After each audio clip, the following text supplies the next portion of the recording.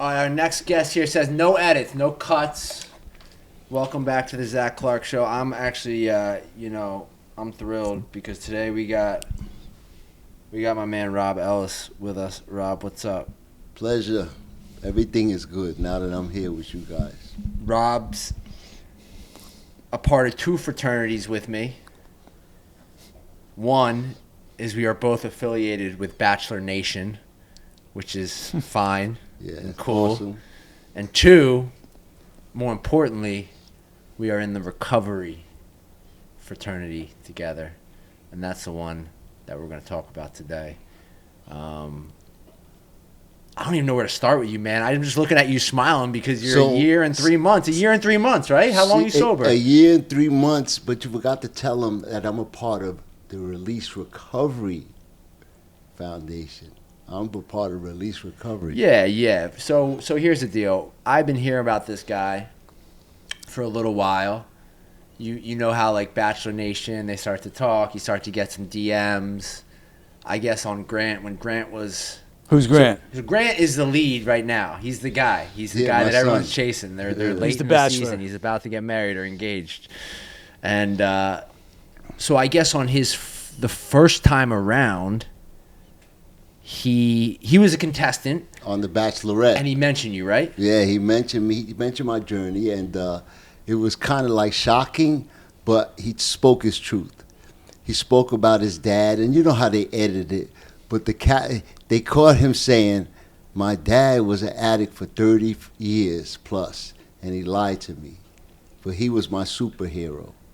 So my friends heard that, and of course they called up. What is he talking about? How do you feel about it? I got so many calls. And I said, he's speaking his truth. And it actually, I'm a guy who, I have thick skin, so to speak. And whatever he said, it was true.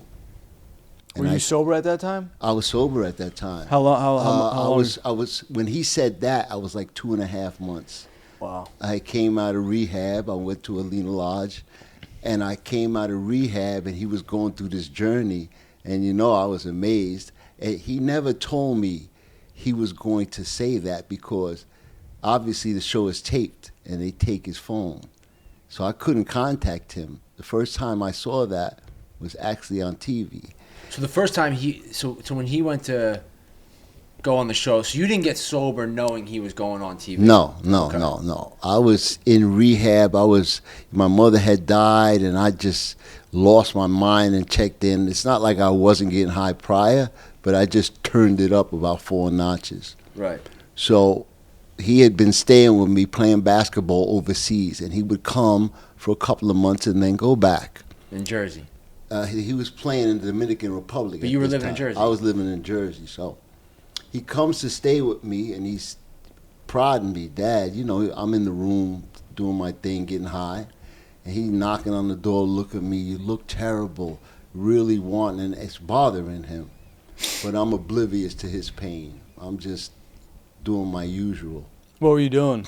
I was smoking crack. I was sniffing heroin. I would take Xanax at night. I kept a job. My drug addiction was kind of methodical. So that's why I was out there so long. And it was... You had it dialed in. I had it dialed in, but I didn't have any consequences either. Right. I was always able to get a high-paying job, and I didn't have consequences with the law. It should have been consequences. My license, I had 30 points on my license, always on probation. I shouldn't even have a license. I should have went to jail, but I was protected by God. I mean, that's what this boils down to. Yeah. I mean, look, so let's work backwards here because I want to get into the thick of the addiction. So, Rob, I had heard about someone, I get these DMs. You got to help so-and-so. You got to help so-and-so. And where I'm at with any of that is I'm right here. So I guess that happened on the show, a bunch of people from kind of like fans, and then I never heard of it again. And then I kind of caught wind that you were at Alina. Shout out Alina Lodge, which is a great treatment center out in New Jersey. We do a lot of work with them. Yeah. Great place. Great place. And then you end up out there kind of trying to find your way in a program, and we got the call, one, that you need a little help financially to keep you in the program, Mark Right. Biani, right? Like, Right. so like the foundation came through, and The foundation was key. You made everything happened. It's kind of amazing. I can talk about it, but unless you're in my shoes and know what my situation, I was getting ready to leave the place. I was $4,000 behind. He doesn't let anybody. When you're $1,000 behind, you got to go. He had the grace and the vision to know that something was going to happen. I was even worried. I called up the Salvation Army. I was getting ready to go into the Salvation Army. All of a sudden, he tells me, I just came back from this convention or something. That's where he spoke to you. You called me and said, I have a foundation. We're going to look out for you. And I mean, we're going to talk about it, but it's an incredible journey and a story, and I'm so appreciative. Well, people don't understand. I mean, like, people, look, man, recovery is all about forgiveness. It's all about love. It's all about compassion, and it's all about taking an action. So for me, like, as many times as I maybe had heard about your story, I said, someone's got to hit me up. Like, I got to hear from this guy, right? And so I heard from you. The foundation stepped up. We helped you out. Got you a scholarship, then you kind of kept taking the next right action, and you still had to leave, and you came up, and now you're working for us at Release Recovery, helping people, paying it forward. But one thing, just jumping in, people don't understand that, like, top grade, real immersive treatment is expensive. Yeah. And not everyone has access to that, which is why, like, the foundation and things like that are so helpful and necessary. Just want to make that point. So I can piggyback off of that. Yeah. So I've never worked in recovery. That was a dream of mine. Especially that was a dream after I came out of rehab. I was in the car business. I made money. I was thinking I want to go back, but as I got clarity, as the weeks went by, and a couple of months went by, and I had some time under my belt, I was thinking, like, do I want to go back and do the same thing and face the same madness? And I prayed that I would be able to give back what was freely given to me and work in recovery. That's why I say the journey was so amazing, because incredibly this happened. I get to go every day and help people normal people who just have issues with substance abuse, and they deserve to get love. They deserve to be talked to, because there's so much of a person's a drug addict, he has mental illness or this or that. Everybody has their own little story that needs to be told, and they need to be supported. You know how people say he's the black sheep of the family when they have he's not the black sheep of the family.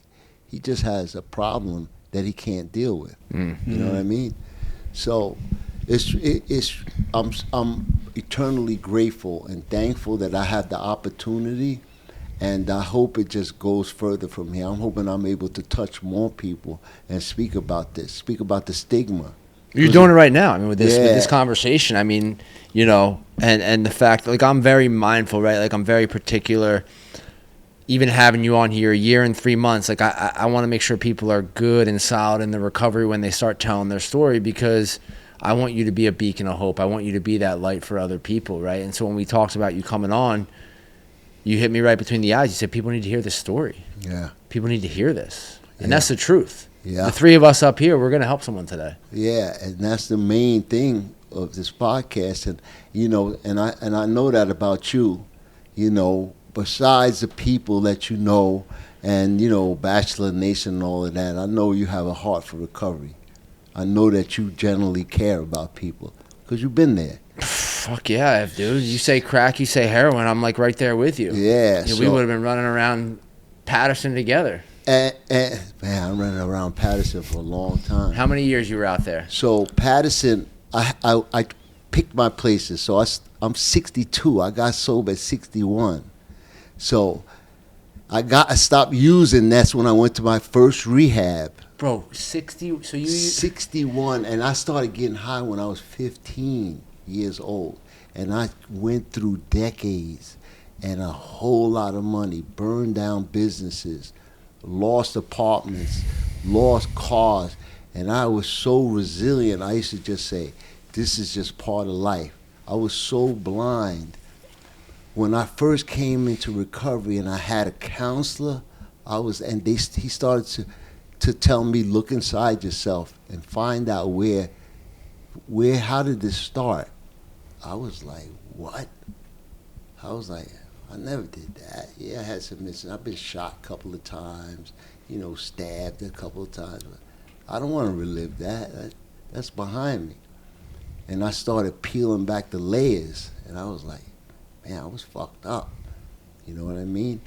A lot of people go through childhoods like that, and they don't go in my direction, but a lot of people do what I did, and they die from this. Where were your parents growing up? Yeah. Were they around? So my mother is from the Dominican Republic. She came over here when she was 19. Very successful woman, had a beauty parlor. That's where you get your looks from? That's where I get. I like that. My father was actually Jamaican and Scottish. Oh wow, that's a nice. So you got Dominican, Jamaican, and Scottish in me. That's yeah. Nice. So my dad died at 50 years old. His father died at 50 years old, and I had a heart attack at 50 years old. And my son saved my life. So wait, hold up. Your mom had you at 19? No, my mom came from the Dominican Republic at 19. And had you when? There's two of us, my sister and me. My sister's now 65. She's 3 years older than me. So my mother was born in 33 and I was born in 1962. So I'm going to say 31 years old. Mm-hmm. She had me not young. My sister was first. She had her like 28 years old. My mother and father got married, a traditional wedding, then waited a couple of years, had children. My father worked at Ford Motor Company. I come from a middle-class family. In New Jersey? That's in Canarsie, Brooklyn. Oh, okay. Okay. So I grew up in an Italian neighborhood. There was no black people. And so I had to deal with the fitting in. Do you remember that? I remember like the back of my hand. So growing up, racism. I mean, like racism was crazy. I could walk around my neighborhood, but there's no other black kids could walk in my neighborhood. They would get chased out of the neighborhood. And also, if we walked 10 blocks south, the projects were there. White people didn't go to the projects. So I used to take my bike and go to the projects, and you know what they told me? The black kids would call me, "You a white boy, you live in the white neighborhood." And then I would get the N-word, nigger. I would get called nigger from the people in the neighborhood. But I have an incredible story. There's a mob family called the Testers. It was Michael Tester, Joey Tester, Vinny Tester, and Sal Tester. Michael Tester was my age. He died of an overdose. He was my best friend. He died of an overdose at the age of 27. You were running with him? I wasn't running with him. My parents moved to Jersey when I was 18. But I know the family. Yeah. The family kind of protected me. Michael was the youngest. I was young. I was 10, 11, 12, 13. And they said, if you see Rob in the neighborhood, I used to be able to go in the house without knocking on the door. No black people went in his house. But I was friends with the younger brother. The older brother was like kind of gangster type. They all went to jail. One of them got shot. If you look up the Tester family from Canarsie, they're a notorious family. So they kind of protected me and gave me some kind of bravado in a bad way, like I thought I was tough. And I always tried to fit in, and I fought every day from a young age. That's when I started drinking. We would buy beer and start drinking, smoking weed. But my mom and my dad separated. Crazy story. So my dad, he was like a gigolo. He dated stewardesses. And my mother had this boyfriend. I hated him. His name was Fernando. What's up with Fernando? Where's Fernando? I don't know where. My mom passed away at the age of 89 last year. I was like 10, 11 years old. This is what I did in recovery. I replayed the tape. And I wrote down, I journaled a lot. And I said, I said, what happened? What happened? Did they ever sit you down and so like on the race thing? Did your parents ever sit you? Because that had to be confusing. My father, I used to come in when I was younger and say, "Oh, kid outside, messing with me, beat me up." My father used to come outside, and he used to say, "You got to fight the guy, and if he say you don't fight him, you're gonna have to deal with me in the house." So, since I was like 8 years old, I was a brawler. I was crazy brawler. That's some of my issues. I saw the first person died like I was 10 years old. It was a liquor challenge. His name was T-Paul. They gave him a bottle of liquor. I remember it was New Year's Eve. They gave him a bottle of liquor and said, if you drink this liquor, we're going to give you $100. He tried to do it. He went into shock. And they put him in the shower. He died. He was only 13 years old. That was the first. You saw that? I saw that. So, and I didn't tell my parents. Yeah. I didn't tell my parents that. I ran in the house, I was already smoking weed at that time, drinking a little. You just were interested in partying. Partying and fitting in. Yeah. And I grew up doing the wrong thing. Yeah, but fitting in is like, that's the thing that sticks with me. Yeah. Like that's what we're all trying to just fit in. We try to fit in. And so, that's kind of like the story. And then I moved to New Jersey in my last year of high school, to a new town in Passaic Park, New Jersey, a new town, and I was already wild. In high school, I was already wild. Like, anybody said anything to me, I would fight. I would get high, smoke weed, no coke yet. When I moved to New Jersey, I didn't even go to my last year of high school. All I did was wanted to deal with girls. I remember my family was middle class. We lived in a nice neighborhood. My father works for Ford Motor Company. So I would bring girls to the house, and they would be like, "You live here?" I'd be like, "Yeah." So I went, like I did when I lived in Canarsie. I lived in a good neighborhood. I went and found the hood. And I looked around, and I said, okay, I could sell weed and make money there. Started selling weed. What year is this? This is like 1980? This is 1979, 1979, 1980. I mean, it's like dirty. I mean, it's like you're selling weed with stems and seeds. Yeah, and all that. definitely not what they have now. Dime bags, Yeah, bags. I used to sell joints, but I graduated from joints, selling coke, selling dope. It was a progression. How'd you get into that though? I mean, like, I was mischievous. I was like, I had a hustler's mentality. I'm from Brooklyn. So I used to do bad stuff. We used to come from, do you remember when it used to be, you guys are younger than me, but there used to be a show called the Budweiser Summerfest. It used to be a giant stadium where they used to have all these groups. They call it the Hot 97 something now. But it was originally called the Budweiser Summerfest. Me and my friends used to come from Brooklyn to New Jersey, and we used to rob people at the Budweiser Summerfest. Was you taking Budweisers or money? No, at intermission, the concession stands. It used to be the Harry M. Stevens concession stand. They used to have these big bottles of ketchup and mustard. People go at halftime, Frankfurters, whatever. They didn't have all that chicken fingers. This is a long time ago. So we used to wait till like the end of intermission, and we used to take the bottles and throw them against the wall behind the people. They used to all run in the back. We used to jump over the counters and take the money out of the cash register. So I did that for 3 consecutive years, from 15 to 18. They caught me when I was 18 years old. My father drove. That was before we moved to Jersey. My father drove all the way from Brooklyn to New Jersey to pick me up. And he whipped my ass all the way from New Jersey back to New York. After that, he said, I'm moving to New Jersey. He moved to New Jersey. And so I was just, you said, how did I know how to sell weed. I did. I did a lot more than sell weed, but I had the street mentality, you know? Not because my parents neglected me. I gravitated toward the bullshit. But all this time, I mean, like, this is my question, because, like, what I know you to be a good man. Like, I know you to be someone who's got a big heart, full of love. Of course, I know we all can turn it on when we need to. But did you know that? Like, did you think you were a bad person, or were you just trying to get by?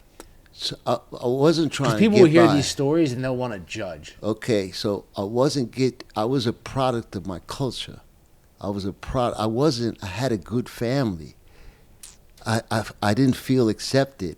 My family I did, but I ran with kids. I used to go to the hood, and I didn't do it because I wanted to. I wanted to be down with them. I always had empathy. You know what I mean? Because, you know, I did a lot of bad things that I'm not proud of. I thank God that I never really hurt anybody, but it wasn't because I just wanted to be that guy. I wanted to fit in. They would pass me a joint or a quarter. I didn't really want to drink a lot of times, but I was like, they drinking, I'm going to drink too. They smoking, I'm going to smoke too. And after like a couple of years, it was just normal for me every day. I did it every day. It's not like I had to do it. My story is not unique, but it's my story. You know what I mean? I just did it every day for a long time. I'm a miracle. It's just a miracle that I'm still here. I lost a lot of friends along the way to death. Yeah, 15 to 61. That's a long. Yeah, you know. I mean, that's 40. Decades. Yeah. So my daughter's 34. My son's 31. I was married for 29 years. I held that woman hostage. I had a beautiful. She's my buddy now, but I fumbled that, you know, because of my addiction. So go ahead, brother. Well, I just was gonna let's go back, like, you know, what is your using, like, you know, you're 18 now. Did you go to college? Like, when did you meet your wife? Like, what happened? I did not go to college. So remember I told you when I moved to Passaic, I went and found the bad neighborhood. It was called Oak Street. So Oak Street, I used to sell weed and stuff, and there was this is how I got in the car business. Up the street, there was this wholesaler. His name was Sid Hansford. He was black. And I used to see him, and he would talk to me every day because I'd be walking up and down the block. He said, "Where you from?" Blah, blah, blah. I tell him. And he said, he knew I sold weed and stuff. He said, that ain't no money. He told me you could sell a car and make this money. He taught me how to sell cars. But I didn't do it right away. I sold weed, then I started, within a year, I was selling cocaine. And plus, that's when I started sniffing. I was probably about 19. I didn't sniff. I smoked weed and drank. But as soon as I started selling, I got turned, that little area, the bar was called 12 Aces. That's really what turned me on to more kind of drugs. We used to go to New York, and I used to buy angel dust.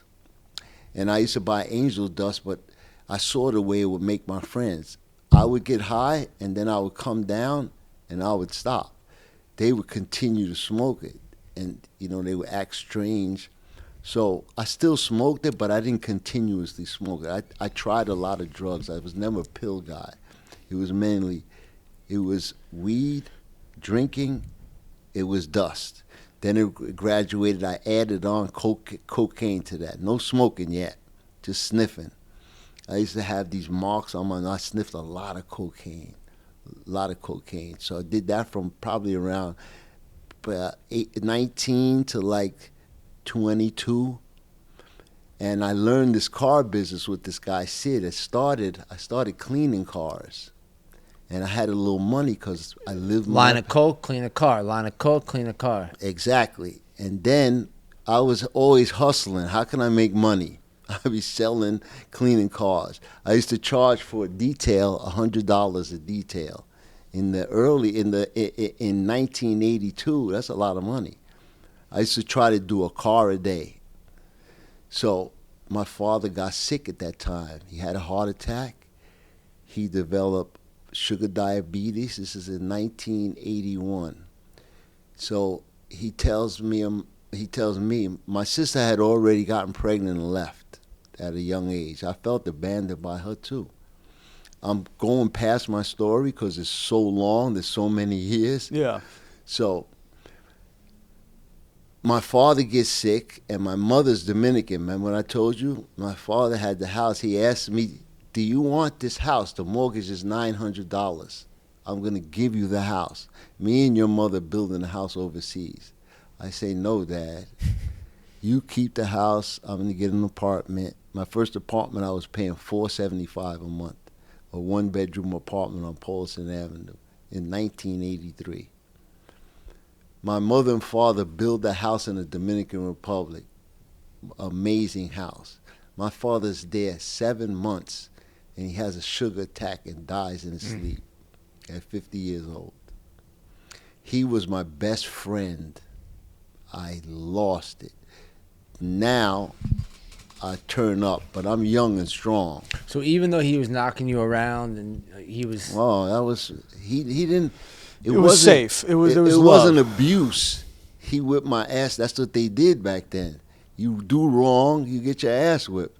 I got my ass whipped. It wasn't he come home. He wasn't drunk. He wasn't none of that. My father beat me down because I disrespected him. You had me come out here, you robbing people. You don't have to rob people. But I didn't listen to my parents, you know? I did my own thing. So my dad died, and before that, when we were living in Passaic, I got shot twice. I put my mother through that. You know, going to a club, I wore a gold chain. I was going to get robbed. I got shot in the leg once. I got shot through my arm here. Listen to this story. And I have battle scar. It went through my arm, didn't hit any bone, and it got stuck in my belt buckle. I got shot. Bullet. The bullet was in my belt buckle. That was the first time. The second time, I got shot with a 22 in my leg in the Bronx. We used to go to this club called Disco Fever. It's in the Bronx. Guy comes up to the window. We smoking weed in the car. He comes up to the passenger window, puts the gun in, and says, give me your chain. And I'm going to take it off. He said, you're not moving fast enough, and popped me. I gave him the chain. I drove all the way back and went to St. Mary's Hospital in Passaic. But that's not targeted. No. That's just they see your chain. They come up. I wasn't targeted, but I was in the wrong place, Zach. I got you. I went. You know how, for me, going to get drugs was just as much suspense as using drugs. The lifestyle was suspenseful for me. You know what I mean? So I did that. You know, I made a lot of money. My father died, 50 years old. He left me a brownstone in Brooklyn on Hancock Street between Marcy and Tompkins. If I would have had that, you know, in hindsight, it was a brownstone turned into a multiple dwelling. So I lived in Jersey at the time. Every time I tried to come at the first of the month, nobody home. That went on for like about a year and a half, and I just sold it. Oh. I sold it for pennies on the dollar. Yeah, you know, I was young. I got you, but you don't want to know what that brown house is. No, I kind of know, but I don't want to know. Right. You know what I mean? So that happened, then. And at any of this point, when you get shot or any of these situations, are you thinking like, I got to change, I got to stop? No. I'm living good. I'm single. I got my own apartment. I got money. I could do drugs. I have no consequences. I got shot, but I'm not in jail. Right. I got driver license. I got money. I can go out. I can jump on a plane and go take a vacation for a few days. I'm good. Yeah, why would you stop? Yeah, I get it. Why would I stop? I thought it was normal. My friends are doing that. Maybe they getting in a little trouble. They going to jail, but you know, in my mind, I'm slicker than that. I'm not going to jail. When I get pulled over, I got my paperwork. And if the cop asks me, you got anything in the car? I'm saying, I'm a wise guy. No, I ain't got nothing in the car. You want to check, even though I have it in my pocket, some coke or something. So I had no consequences. And let me back up a little. When I lived in Passaic, when my parents did, I did get busted with a pound of weed in front of the house. I got a slap on the wrist. My father did something that I didn't even get a record for that. So that was the first time. I got in trouble when my father came out to the Budweiser Summerfest, but I was underage then. So I didn't even have to go to court for that, I guess they didn't have no proof. They just caught a bunch of us because they knew we robbed the place, but they didn't actually see us. Now, today they had the video cameras and all of that. Yeah. This was in 78, probably. It's a long time ago. You two weren't even a twinkle in your parents' eye. Let's then. go. I'm 84. I'm not that young. I'm 41. So let's get this straight. You rip and you run for many, many years. I mean, you could sit here and tell us stories for hours. Yeah, right? that's like it's not going to help anything. It's not important. Yeah. Grant, when you meet your wife. So I meet my wife. So I used to sell cars to entertainers. So I used to go to the stars. I used to go to a lot of parties. She was a model. So I actually used to go out with her friend. And I used to go up to they lived together, 4 of them. And she used to be, like a little quiet. And I used to talk to her. And the one I went out with was kind of wild. And I used to be tired. I'd sleep there, and she would come bring me breakfast. We were friends first. And then we were friends for almost a year. And then I found out she was having some problems or something, and I told her, you can come over, just jokingly, come and stay with me. I lived in Edgewater at the time. Yeah, nice. Yeah, so she came over, and so we were friends for months after that until one night we weren't friends, and we just had a bond. It was a physical attraction more, but she was a good girl. She was from Texas. Father's a pastor. She's not from New York. I'm New York. It's like a yin and a yang. And when she went out with me, she felt like she was safe, Yeah, you protected her, and you made that work for 29 years. I made that work for 29 years. And when does Grant? So it's Grant, and then what's his older sister's name? It's Taylor. Taylor's Grant. My firstborn. Okay. Yeah, so Taylor was born in Palisades Hospital, and you know what I said to myself when my daughter was born? I held and said, this is the day I stopped using. Yep. Same thing happened with Grant. This is the day I stopped using. I mean, that's what they talk about, no human power. No human power is going to get us sober. No. I mean, I sat there in the hospital after getting the brain tumor. I landed in Philly after getting married. I had so many of those moments where I declared I was done. But what's your wife's... does she know about your drug using? I mean, it sounds like she comes from a good family. She's not from New York. I hit it well. You hit it. Yeah, I'm only sniffing then, and I'm not really. Remember, I'm in the car business, so I know I need my driver's license. I'm not drinking like that. I'm not turning up like that. If I'm going to a place, I'm drinking, but I'm not getting in the car driving home drunk. I was kind of rational. You know what I mean? I'm not doing that. But then I start finding out about dope. And the first hit I took of dope was a rap. I was like... So this is 1990?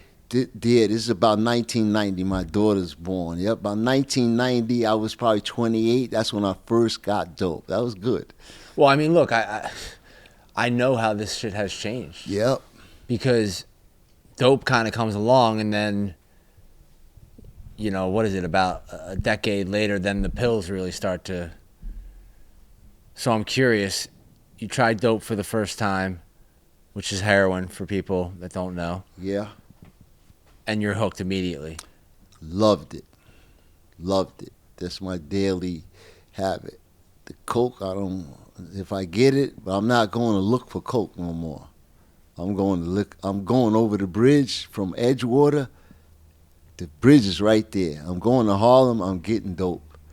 The dope is making me feel like Superman. And is the dope is it clean? Oh, it's clean. I got it in Harlem, 116th Street. And the reason why I wanted to try to shoot it, I was going to try it, But I used to see the dope fiends. They used to have abscesses, the big hands, and I said, I just was too scared. It's not that I was scared of a needle. I was scared to get those arms like that.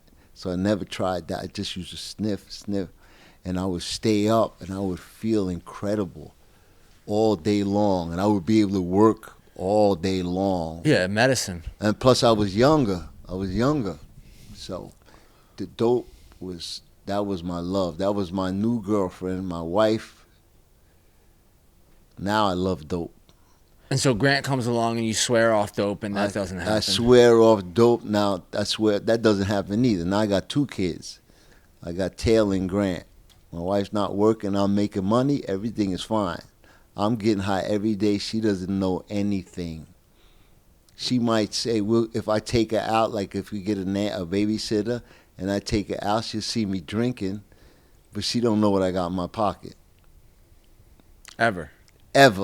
Till later, that shit didn't ever. Yeah, she started finding everything, But for the first one, my kid, you got sloppy, right? I mean, I got sloppy. Nah, because then I started smoking crack. I put a crack pipe here. I'd be forgetting where I put the drugs. Where did I put that shit? The progression. Yeah. But it just took so much longer for me, And you thought it was working, right? You were successful. You had the car business. You're selling to the stars. I thought this was normal. I thought like everybody does it. I'm selling in cars. I had Biggie was my client. I sold cars to the Wu-Tang Clan. They didn't do the drugs I did, but they was always smoking weed and drinking heavy. They didn't know. I was living definitely a double life. I didn't like weed. After I found out that I found the dope, weed is like, it's too much. You burn holes in your nice clothes with the seeds. They used to pop. I had a couple times of that. I was like, this is not. Kids don't know what it's like to have a seed pop on them. They don't know that. They don't Sucking know that. on all these vapes. Yeah, so. And none of the anyone, no one you worked with, you're selling to any, these people, you have relationships with them, like no one knew that you were using drugs or that you had a problem. People kind of knew, but they didn't know to what extent. They thought maybe I was drinking, smoking weed a little. They didn't know I was a full-blown heroin addict. Mm-hmm. They didn't know. I wasn't disheveled. I had nice clothes. I went to sleep at night. I just got high every day. I didn't go buy out the block, I bought how do they call it? To get off E. So I'd buy a couple bags. I would never keep any to the next day. I was that kind of drug addict. You say to yourself, oh, I'm going to keep these 4 till tomorrow. They never lasted. No. But I would go back the next day. I burned up cars over the years just driving to drug spots. But I was in the car business. Car wasn't nothing for me to have a car, get a new car. Plus that's why my addiction lasted so long. I had no consequences. I had a good paying job, and I didn't get checked by anybody. My wife never checked me. She knew, but she didn't work. She stayed home. Is this a conversation you're having with yourself throughout this whole period? I mean, now you're a father.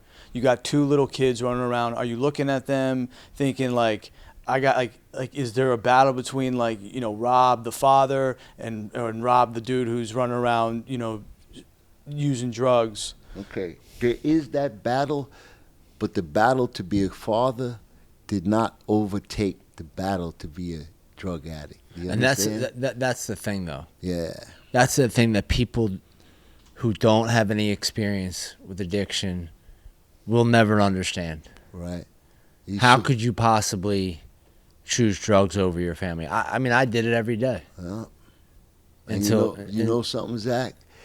That's when we get some kind of separation from that, you do kind of think about what kind of man you are to do that.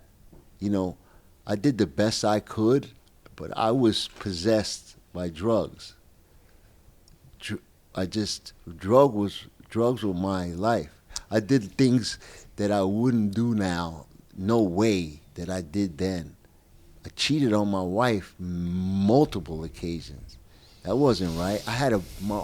My wife was so beautiful. When I took her out, everybody used to turn around and look at her. But I was just so hooked on drugs. My mind was just, I just trucked along every day, thinking there'd be no consequences. The faucet would never turn off, and it went decade after decade after decade. And the spot in Harlem never changed?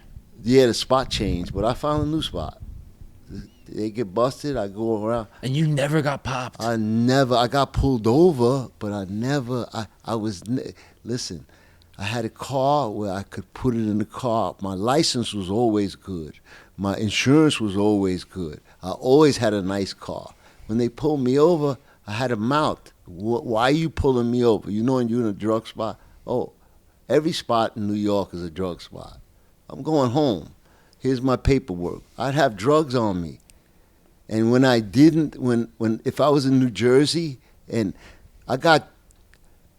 twice I went through a checkpoint. I ran from the cops.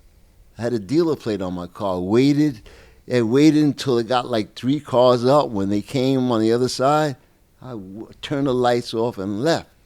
The dealer plates used to have numbers, and then they had a prefix. Dealer plate 1, 2, 3, all the way up to 15. So when they came, I said, I lost that plate. I reported it stolen. I was the biggest bullshitter that you can believe. And there wasn't cameras and all that around. I mean, like there's nowadays, no cameras. You can't do that now. Yeah. They got the camera in the car. So you do your best to raise these kids. The drugs are kind of running your life. At what point do your kids are they old enough to know that you're doing drugs? So, like, when does Grant first look you in the eye and say, Dad, you got a problem? So my son, I was living vicariously through him when I knew he could play sports. He never knew. 12th grade, he's already 6 foot, He can jump to the moon. He's a quarterback of football. He can play any sport. He's great. He tells me he wants to start playing basketball. So that's something I always wanted to be. I was never good enough to play basketball. My friends, they play in high school. I'm getting high. They going to college. I'm on the block selling. So now I say, my son's going to be a pro. I'm thinking like that. Yeah. But I'm living vicariously through him, like, I'm not pushing him like that, because my son, he used to ride skateboards and stuff, We lived in a nice neighborhood, so we didn't live in the hood. I had a nice house. I bought a house in Independence, so that's where he grew up. Public school or private school? No, my kids always went to private school. Uh-huh. My daughter went to Pope John High School in Sparta, New Jersey. My son went to 1 year of Hackettstown High, and he played for them. And then he transferred. He was coached by Dan Hurley, who coaches UConn at St. Benedict's. Oh, you went to St. Benedict. My son went to St. Benedict's. So I made so many wrong moves, and I was high, dealing with the coach. I used to, a lot of things I did. You roll up on Dan Hurley and tell him. I'll be like, he's so jacked up, that guy. Yeah, I used to say, why you not playing Grant? He says, fucking tell me, because he don't listen. And he don't listen. Where does he get it from? Yeah, he didn't say that. Where did he get it from? But I never knew. I was oblivious. I thought, well, I didn't teach him good. And he grew up in this neighborhood. He'll get it. And then the years went by. He was a good athlete, but listen, his friend is slow-mo, Kyle Anderson. Oh, yeah? Grant played with him on the AAU team. And I used to ask the coach, why always giving the ball to Kyle? Give it to Grant. He used to say, if I give it to Grant, we're not going to win the game. We winning, we're the champs, right? He shut me right up. He said, I give it to him, and then he said, Kyle's going to be a pro. He is. He is. He's been a pro for 10 years. So I was always trying to live vicariously through my son, But he never knew. My kids didn't know. That's crazy. You were doing drugs. They didn't know. Listen, they didn't know about drugs like that.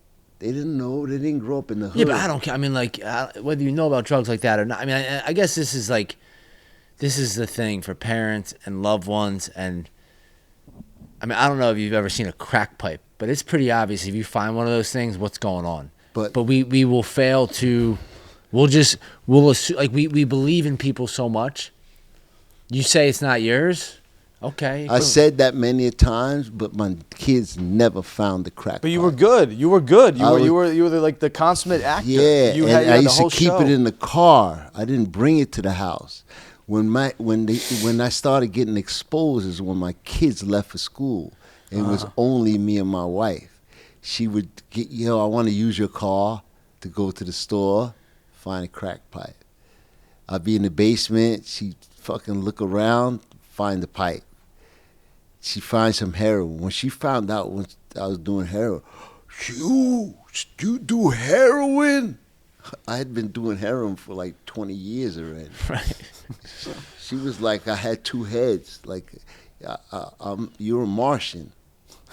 But that's one of my things that I get. It's funny, right? Like that reaction from your wife, like, you do heroin. And like, Yeah. I think people got to catch up a little bit. Like, that's not a dirty word. No, it's not. Like it's an opiate. It's an opioid. People have been doing it for many, many years.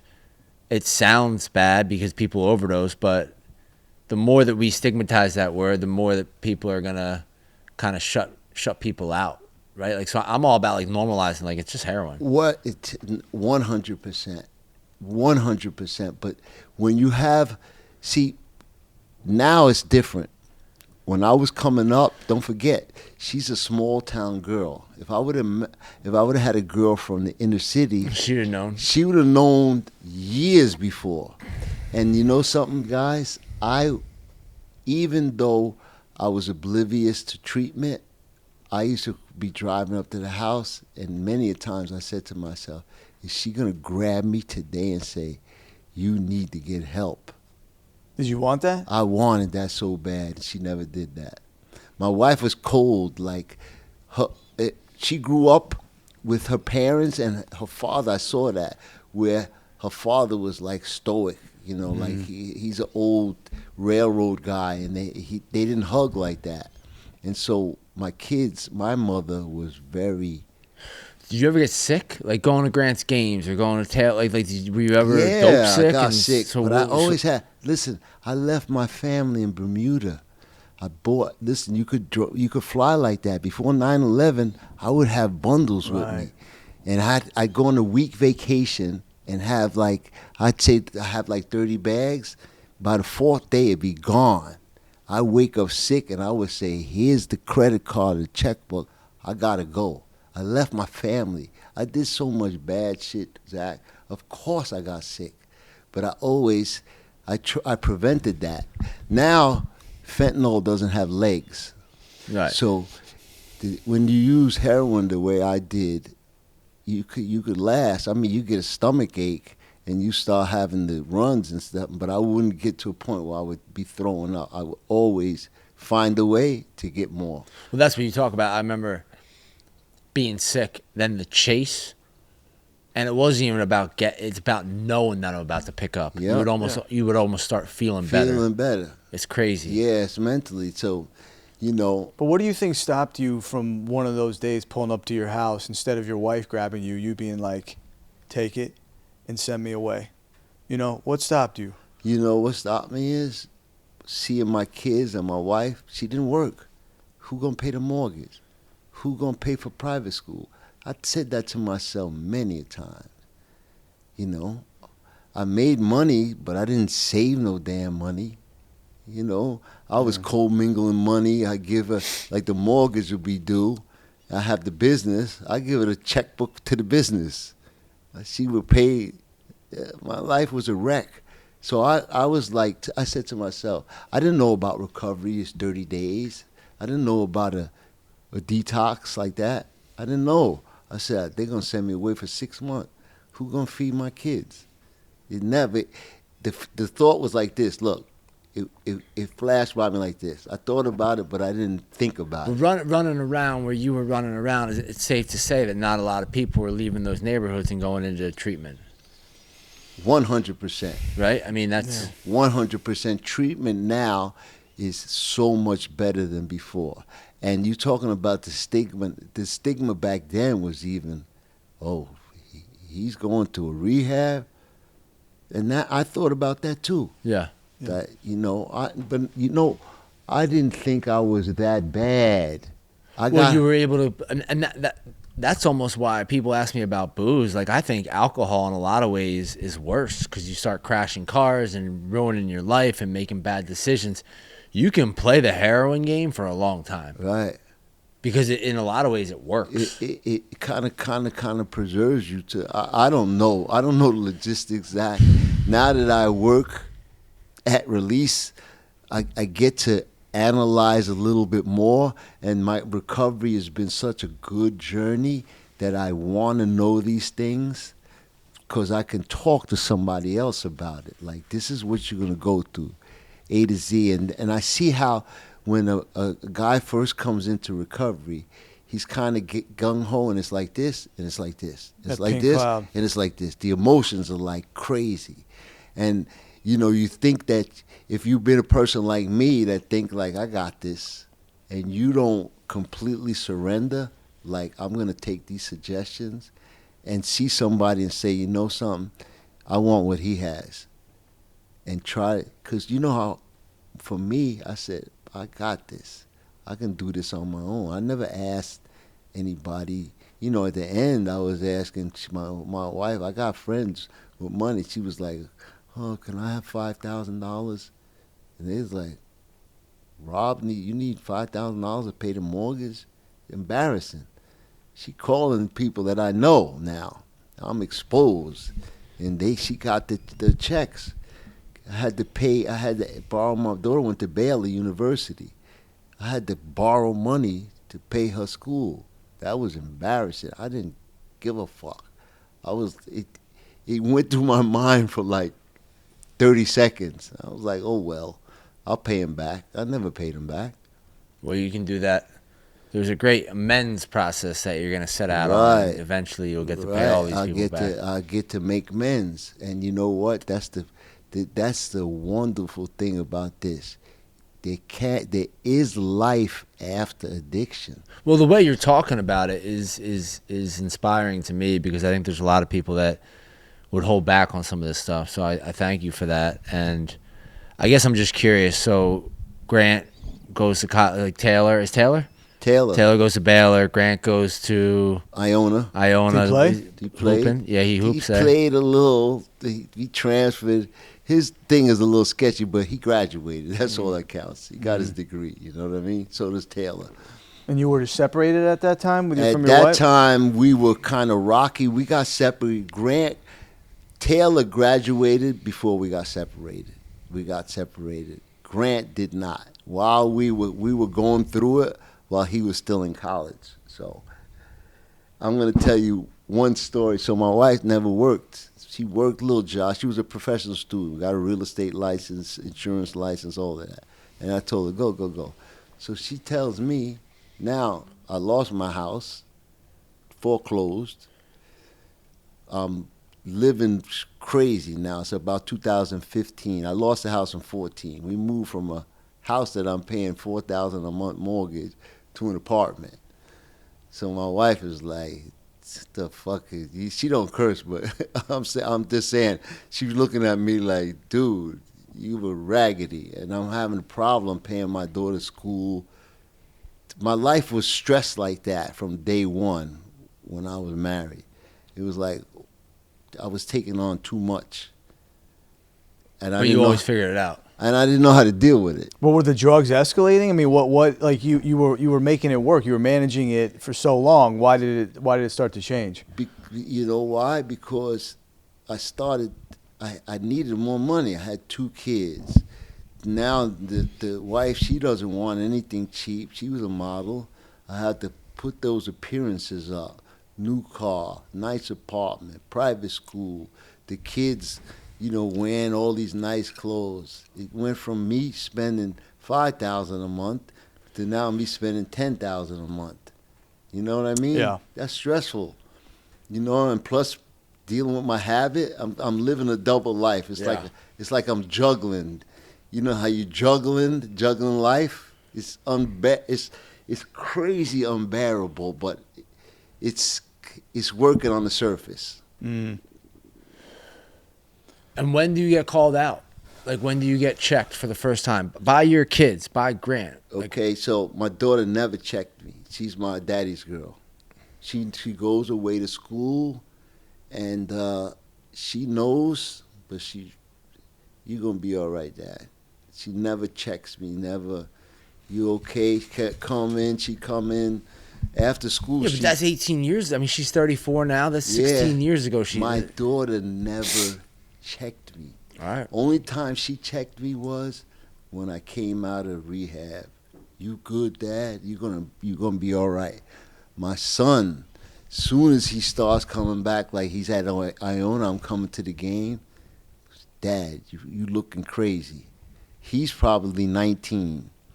You looking. This is when he starts voicing it. He probably knew it earlier, and don't forget. Now I'm only repairing my relationship since he been on the Bachelorette, and I went to rehab. No, I hear you. I want to get to that, though. Yeah, I never discussed my addiction. Like, he's the one who exposed that.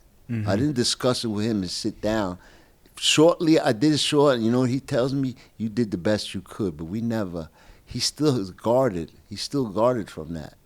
So I get exposed then, but he's not really, because he's living his own life, playing basketball, doing this. He transfers to another school. I'm his father, and he asked me, Dad, could you send me some money? I was there. It's not like he's calling me. My phone is like disconnected. Mm. You were still showing up. I was showing up, but not showing up. So he calling me out, and then my wife is like, I can't deal with you no more. I'm going to my parents. I'm going to Texas. My mother's developing Parkinson's, and I was like this. Bye. No resistance I gave her. She goes to Texas. She doesn't really have a career. She asked me, what am I going to do? So my son is like happy for her. My daughter, their relationship is kind of strange. So she goes out there and says, what I'm going to do? I say, is there a Mercedes dealer over there? I said, get dressed up nice, go to the dealer. They're gonna train you how to sell cars. And you basically know from hearing me. They give her a job. A guy walks in, like 8 months later, a millionaire. He proposes to her. She says, I'm married. She asks me for a divorce. She marries a millionaire. She has no problems. She buys her anything she wants. So in the interim, now, this is in 2017, I'm still, she had asked me to come down to Texas, but my mother was alive. Me and my mother, that was my ride or die.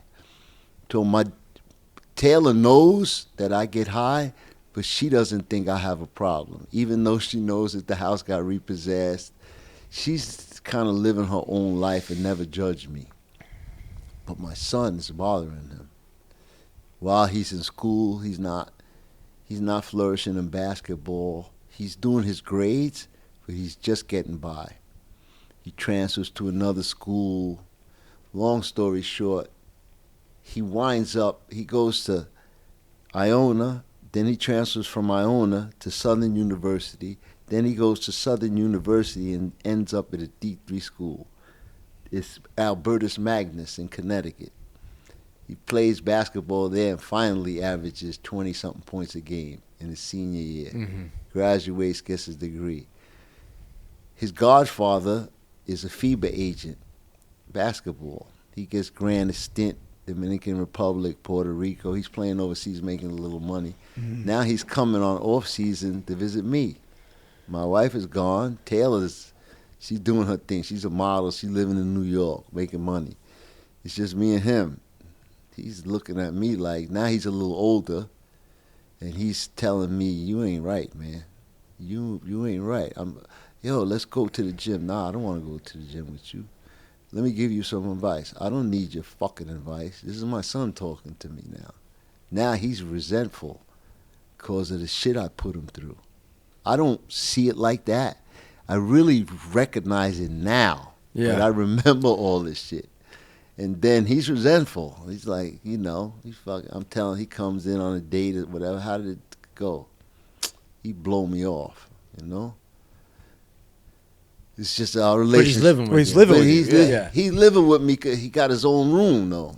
Uh-huh. You know, That's fine, but- I'm working. I got an apartment. I'm working in the car business. Does he drink? Like, is he drink? Is he? He's smoking a little weed, not crazy.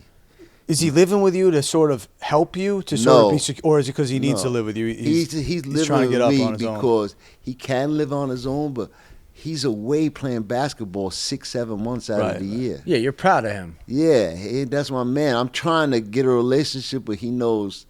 He knows it's only going. I'm going to work tomorrow. Yeah. I'm working 5-6 days a week, 10 hours a day, every day. I'm working. So our little thing, we would never go. Like my daughter would come in, we would go out to eat, and we would laugh, you know, together. Me and my son were like, you know, he's blowing me off for years, for like 3 years. And you know he knows at this point. Yeah, he knows because he told me he knows. He knows I'm getting high, and he found some stuff in my apartment. And for you at this point, are you shooting dope or you? No, I'm just sniffing dope, smoking crack. That's it. I'm smoking crack, and I'm doing Xanax at night.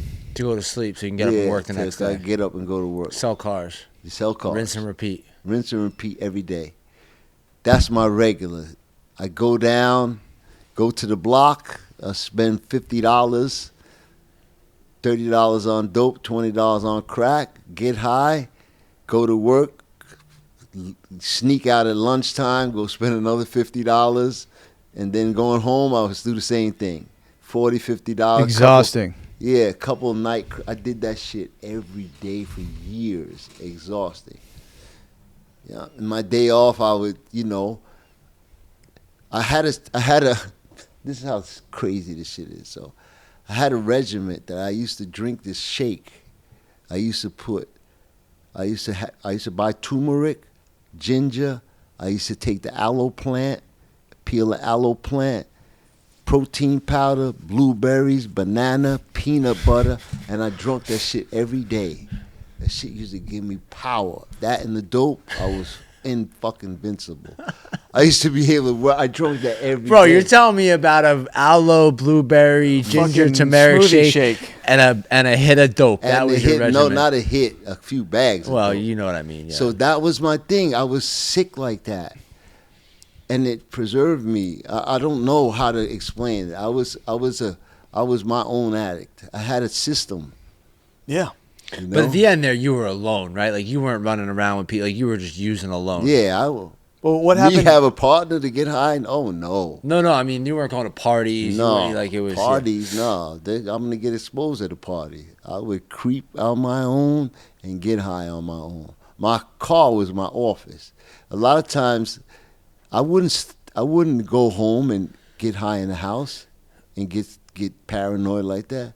My drugs would be gone by the time I got home in the car. It'd be gone, and then I would go to sleep. I'd smoke a couple of cigarettes, stink up the house, and go to sleep. I would clean up. I would eat some food. I had like a regiment Did a system. I had a system that was so. I had it. That's why it kept me so long. And any problem I had, I just paid for it. I put a Band-Aid over it. You know. Yeah. So I heard something, and like I mean, look, man, reality television, the Bachelorette, social media, whatever you want to say about it. But I heard something the other day that like the best love story coming out of this season, and I hear Grant's just an amazing guy. I haven't got the opportunity to meet him. I will. But I hear the best love story coming out of this season is you and your son. What can you explain to me what the last year and 3 months has been like for you getting sober? What you would say to Grant if he was here, what you have been able to say to him, because I think this is where we just spent a lot of time talking about your story, which is fine. Like we do that. But I want to hear like the hope. I want to hear. So, Zach, I'm going to tell you that this part of my life right now in recovery, and excuse me if I start crying, because this part right now with my son forget that he's the bachelor. He's a man now, and he's forgiven me. And I remember that acceptance part of, how I always wanted to fit in. I had always had the acceptance from my daughter. I wanted it from my son. I have the acceptance. It's been such an amazing when I had the opportunity to go to detox, and a young girl told me, said, "You can't go back to work. You got to go to a rehab." I had no idea. I thought 10 days, I'm good. I got a separation now. And I didn't even call it that. I learned that in recovery. It's the separation. I didn't call that. Have you forgiven yourself? I did that immediately. I should look in the mirror and said, "You tried." I forgave myself first, and I started loving myself. That has got me through big, because I can play the tape back. I did so many wrong things, but they're done already. I can't change it. All I could do is live right now. So that was big for me. I had some good counselors at Alina Lodge, and they told me, you got to forgive yourself first. You know what I mean? And I have to make amends, but I'm not there yet. So you go to Alina Lodge, you get cleaned up. Does Grant know you're in rehab? He knows I'm in rehab. He's super proud. But wait. Why did you? How did you get that separation? Like, why after all these years did you finally stop or surrender? So let me tell you. Remember, I told you my mother died. I told you I went to the motel. I ran out of money in the motel, and I'm looking. How am I going to get some money? I had maybe $100 left. I already took all the stuff out of my apartment, put it in storage, because they were evicting me. I had my car and my clothes. And I was up already for 6 days. And I said, am I going to drive back to Newark and get more drugs? So I'm tired. I'm looking out the window in the motel. I see this guy pull up in the car. I know a drug dealer. He closes the door next door to where I was. I knock on the door. He has fentanyl and crack. I almost died. I felt my head. I was having aneurysm, like I was having an aneurysm. And I remember I was in Newark one time, and there was this counselor out there, help with drugs. His name was Paul. I took the guy's number. I never used it. I called him that night in the motel. I said, I'm gonna die. He said, could you hold on till 8 o'clock? He said, send me a picture of your driver's license and your health insurance. He called me up at 7:59, he said, and I was still up. I was depressed and all. I never was suicidal like that. I was just exhausted. And he said, I don't take your insurance, but he said, there's a detox right down the road. I was on Route 1, that's Princeton Detox. He said, there's a girl as soon as I hang up, a girl's gonna call you. And she already put your insurance to work there. As soon as I hung up, she called me. Mr. Ellis, this is Susan from Bob. I'm getting you into Princeton Detox. I was just so exhausted. I was like, I'll go. But I'm going to get sick. I was like, I drove back to Newark. I went and tried to go to a methadone clinic, and they said, you can't come in here and get methadone like that. So I bought some. That money I had probably $50 left. I said, you want to send me methadone? Girl had 2 bottles. I bought it, drank it, and drove straight to the detox. I didn't get no withdrawal. The only thing I had was the shakes because of the coke, and I was sweating. I didn't have no withdrawals. They said, they knew I was on methadone because they take my blood. Yeah.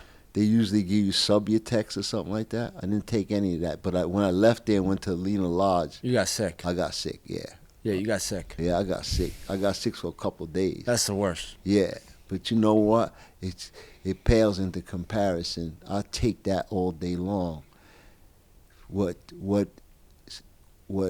not using, I found another. I didn't know this was possible.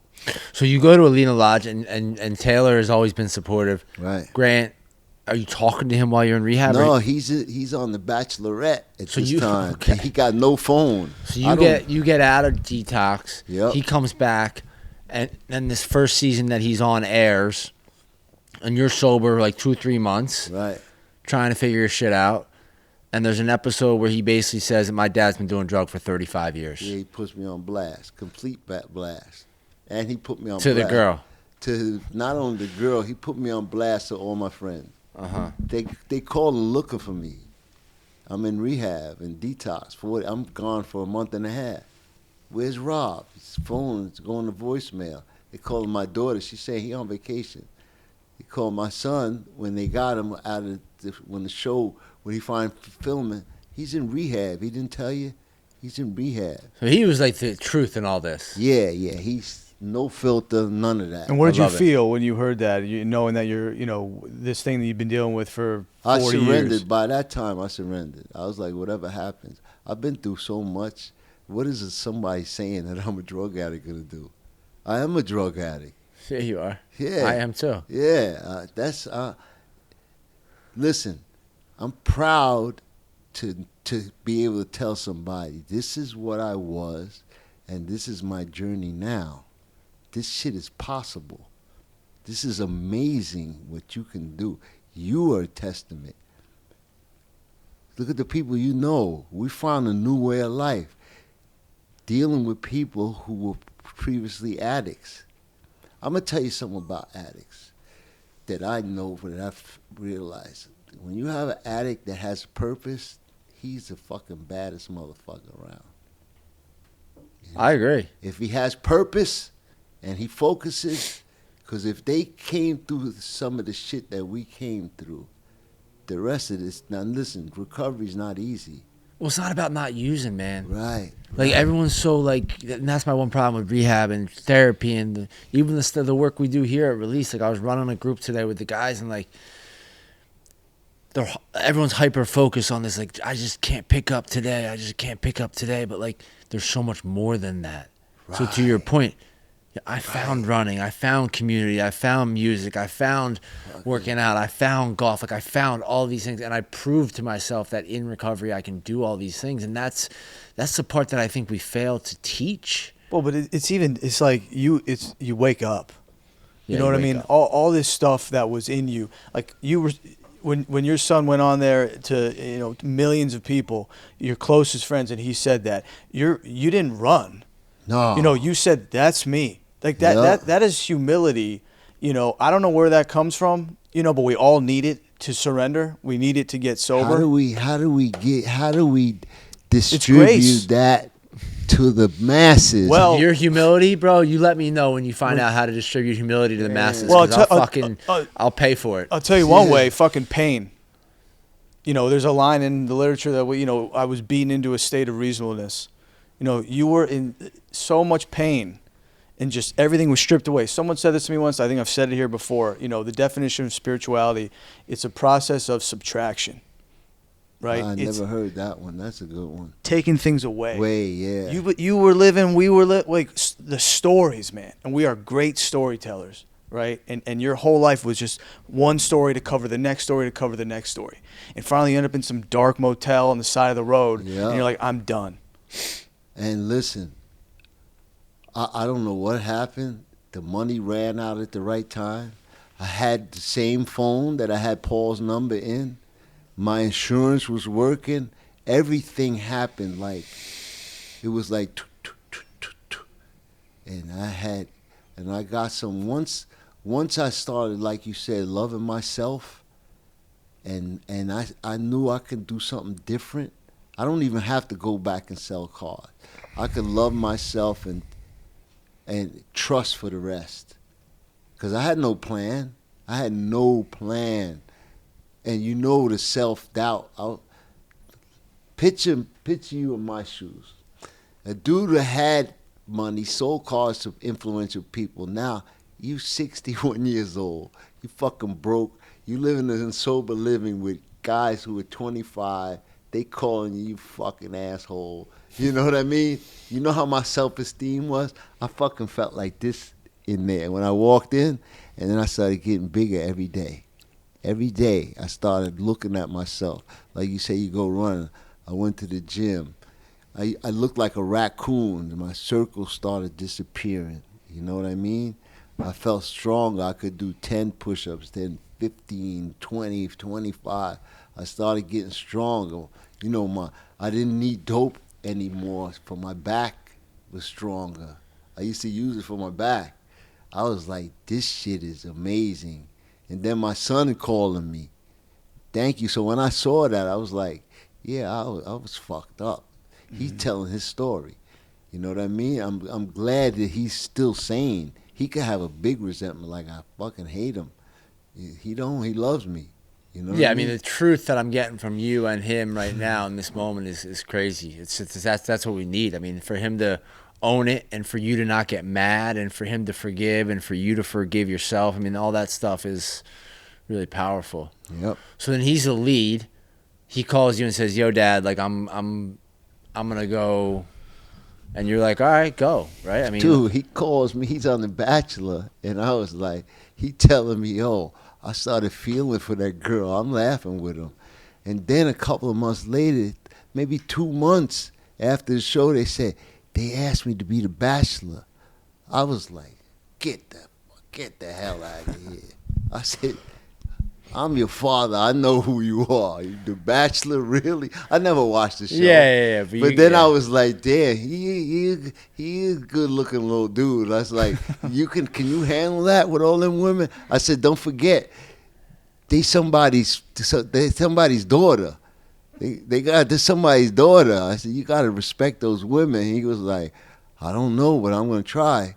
And listen, the rest, you know something? They picked the right guy for that. Grant did a hell of a job. You know something? This journey with me, I didn't know a lot of things. You know what he tells me, fellas? He said the show is therapy for me. It helps me with my relationship with my family because he gets to talk about that. He held all of that, especially with me. And like you said, even my son said that. Zac, and I couldn't understand what he meant. He said, "This is not only a love story with me and these girls." He said, "This is the love story with me and you, Dad." Well, I think man, that's beautiful. I get choked up a little bit hearing that because that's just recovery, like. Yep. And I know what that is, man. And I know what is possible, and I just think like, look, man, that show, I'm pretty detached from that. Like, I don't watch the show, right? Like I had my time and it was nice, and I have friends in that world, and I respect it, and I respect Grant for doing it for sure. I mean, it's not easy. I know that. And they're getting, they're like all over the media right now because there's producers changing and all this crazy stuff. But like all that stuff aside, man, there is some stuff that comes out of that is like beautiful, and the fact that you and your son got to share your story of recovery like I did, in a very public way, and you leaned into that and you said, Grant, you tell your truth. I'm going to speak my truth, and we're going to do this together. Yep. That's powerful, and there's not many other shows that would be able to kind of tell that story in the way that they are. So I'm a guy, I look at the positive, there, whatever's going on over there behind the scenes. I think that for you and for him, that alone is worth all of it. Listen, my gratitude runs deep. I got the phone call from you, and he said, I'm going to get to speak on your podcast. I can talk for a long time, but I'm going to just tell you something, that I have a belief in what's supposed to be is supposed to be. And you guys heard my journey. I was crazy, but I'm still here. And I have a purpose. My purpose is to help people. And I don't want to, I'm going to give you your props, but because The Bachelor, it made me connect with you. You know what I mean? I don't know who Zac Clark is before this. Mm-hmm. I know who Mark is, a guy from My Sober Living. He's a gem of a guy. And you know what? Guys come into this for the wrong reasons. You know what I mean? And I understand that it's life, but to have a purpose and to actually make a difference is something special. And when you called me and said, you know, like the stigma about recovery, and I see you working on that. The stigma is big. That thing being called the black sheep of the family because you're an alcoholic or a drug addict, and when it's a disease, it's just a problem. So I'm so thankful of where this is repaired. It's repaired me. I'm the one who was broken, and it got my son a chance to heal too, and my daughter. My daughter's proud of me too, and me and my ex-wife are like buddies now. She calling me every other day. I'm like, "What's up, Renee? You good?" But she's my buddy, and I take the calls instead of hitting the pass button. You know what I mean? Like I'm high right now. Yeah. Yeah, I mean, look, you know what it's like now. You Yep. know what it's like to get that. You know what it's like to call, what was the guy's name? Paul. Yeah. And have him answer the phone. Yes. And then call Susan and have her answer the phone. And then go into Alina Lodge and then call Mark and have him answer the phone. Yep. And then call Zac and have him answer the phone. Yep. And now after learning the ways that people answer the phone for you, you're going to start answering the phone for others. And that's how this stuff really works. I mean, that at the end of the day, that is what recovery is. So when you call me, I'm going to pick up that phone regardless of whether your son is the lead. And like I kept it between us. Like I could have hit Grant or whatever. Like no, we're gonna definitely could have. Like we're gonna handle this like adults, and we're Yeah. gonna get you right, and we're gonna help you out because that's. I don't give a shit where you're coming from. If you're reaching out and you're asking for help, it's my duty, it's my purpose to respond in a way that is helpful. Okay. And we've been blessed with your presence. You're helping other people in our community. And you're staying sober. I'm thankful. But you gotta take care of yourself. Yeah. I could just listen. I appreciate this opportunity, and I appreciate your counsel and your guidance because you paved the way for people before me, and I respect that you say when you text me and say how you doing, and you wasn't talking about my health. You was talking about your program, your recovery. This is 100%. It's a new way to live, and you know something. I hope I can continue to help give people awareness of how it's not a knock. No, this is a gift. Yeah, it's a gift. You get to step up. I use the analogy with the guys. It's like, you know how a baby starts walking and then they only go forward. You don't see a baby taking steps backwards. So this is all possible. You know, with a mentor, somebody to tell you the way they did it, like a sponsor. You know, all of these things they have in places for a reason. Yeah. But there's certain stuff. It's good stuff, man. I appreciate you. Well, I love you, bro. Keep Thank you, going. man. Thank Yep. you for coming. This was a great conversation. We'll have to do it again. You gotta stay sober. I mean, that's just the name of the game. You know, like you stay sober, I stay sober, Jay stay sober, same time, same place next year. You know. There you go. But I'm gonna have Grant come. I'm gonna call you. Okay. Good. We gotta have Grant. Yeah, we'll have come. dinner. We'll break bread. So you can ask him how you feel now about the recovery. He's a big advocate for this. Good. Yeah, we gotta We get need him, him. man. Yep. All right, bro. Thank That's you. it. All right. Thank you. It's a wrap. One wrap. love.